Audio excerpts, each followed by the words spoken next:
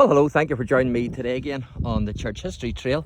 And where we are is we're actually out in the country near Ballywalter.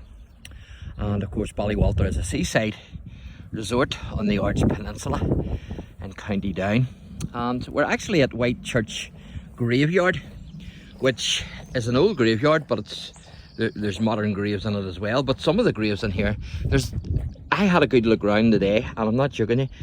You want to see the many 18th century graves are in here, so it certainly is very old. So we'll go in and have a wee look. Now, the oldest coffin lids that I've been able to find, or monuments, actually are from the Anglo-Norman period, believe it or believe it not. Now, I thought these would have been in a museum, but they're not. It's great that they're still here in this graveyard. And so this is the church here. And of course, this church was mentioned in the papal tax records of 1306, but it's believed that the church actually dates from the 1200s. And as I say, there's some stone coffin lids of the Anglo-Norman founders. And of course, it was John de Courcy, it's believed, who actually built this church to give thanks for the safe passage of his wife Africa coming across the sea. A bit like, I suppose you could say, the Grey Abbey Church, because it said that he built the church there in memory and to give thanks to God for a safe crossing for his wife. But these are the these are the coffin lids here. Isn't this amazing? That's incredible. Absolutely fantastic. You're talking from about the 13th, 14th century here. Probably the 13th, I would say. But isn't that amazing? Absolutely fantastic. You can see some of the decor on that one. Hard to make out, but certainly there's some sort of decor there. That's like a wee, I don't know, a star or something.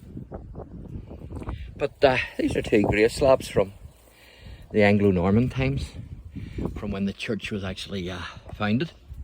So that's incredible to have, isn't it? Absolutely brilliant. So I'm going to take a wee walk into the church and let you see the church.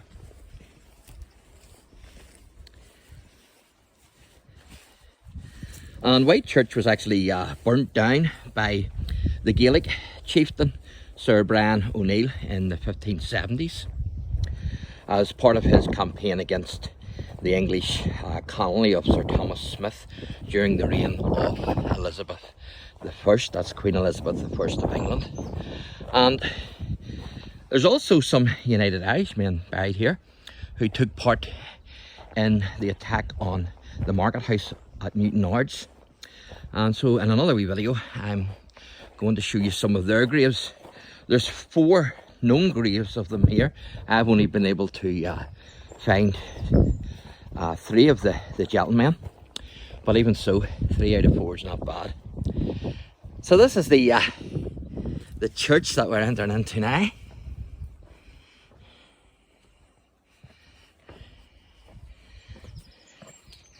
Fantastic, isn't it? Absolutely brilliant.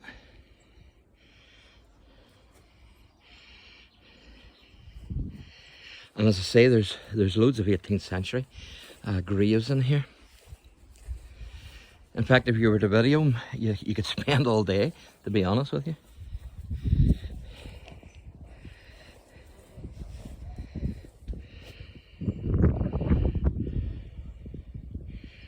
I'll give you another wee look at the Anglo-Norman graves from here. That's them there. You can see there at the side of the building there.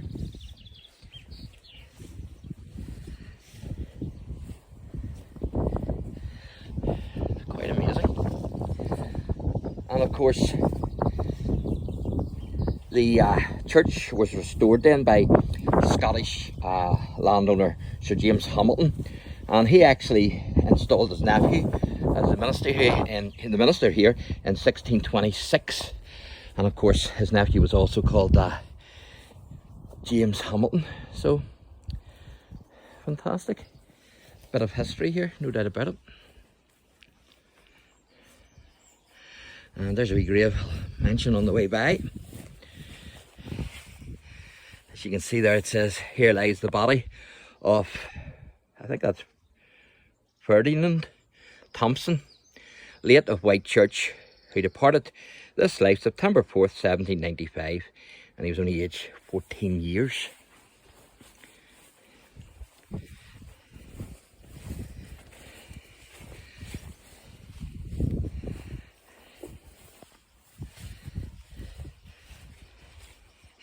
That's one thing about a graveyard.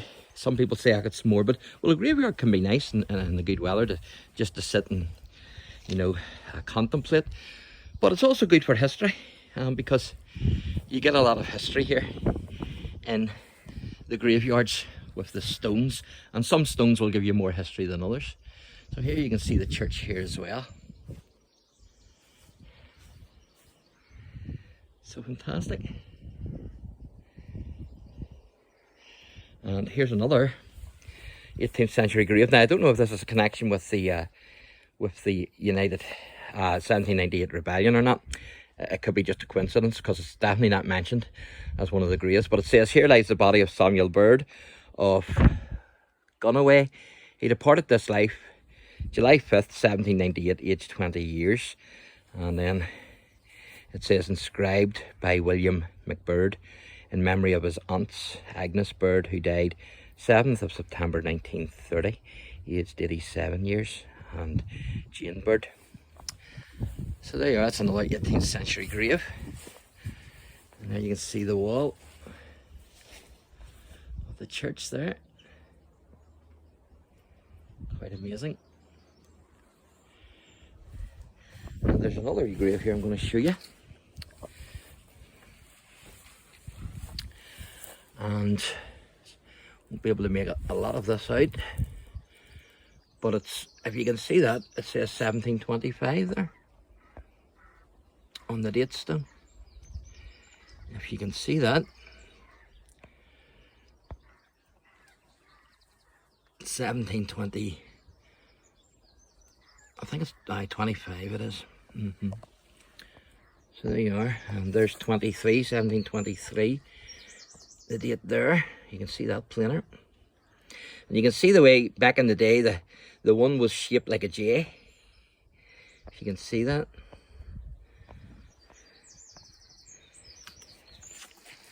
So there you go, that's your Norman grave lids and also Whitechurch. So if you're into history, or even into recording history, and you're in this area, you live near this area, certainly Whitechurch is the place to come, because you could spend all day here with the old graves and the history.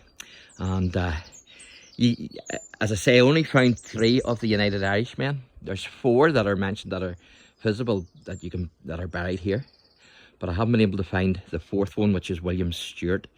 So, but maybe I'll find it before I go, you never know. So thanks for watching, and God bless.